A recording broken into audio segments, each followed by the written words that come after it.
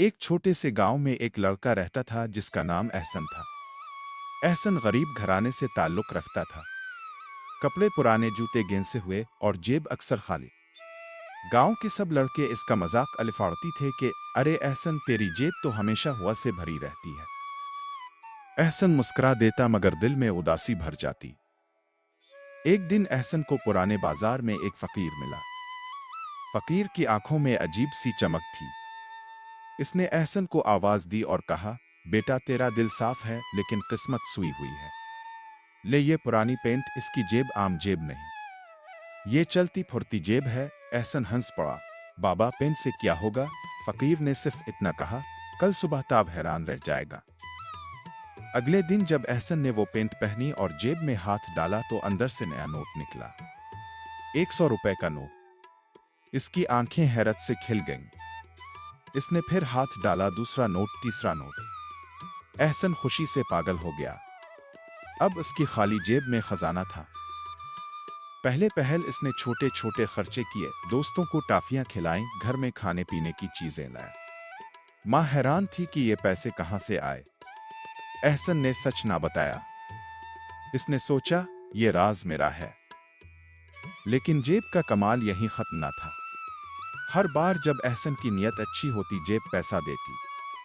लेकिन जिस दिन इसने लालच दिखाई, जेब ने इसे शर्मिंदा किया। एक बार इसने सोचा, चिल्लू, आज बड़ी मोटरसाइकिल खरीद लेता हूं। इसने जेब में हाथ डाला तो नोट निकले मगर सारे जले हुए। दुकानदार ने इसे दुकान से निकाल दिया। इस दिन एहसन को समझ आया कि ये जेब सिर्फ नेक नीति पर चलती है। वक्त गुजरता गया। गांव वाले हैरान थे कि यह गरीब लड़का अचानक इतना खुशहाल कैसे हो गया। एहसन ने जेब के पैसों से स्कूल में लाइब्रेरी बनवाई, यतीम बच्चों के लिए कपड़े खरीदे। गांव के सब लोग इससे मोहब्बत करने लगे, लेकिन कुछ लोग हसद भी करने लगे। गांव का रईस, जिसका नाम रशीद था, एहसन की खुशहाली बर्दाश्त न कर सका।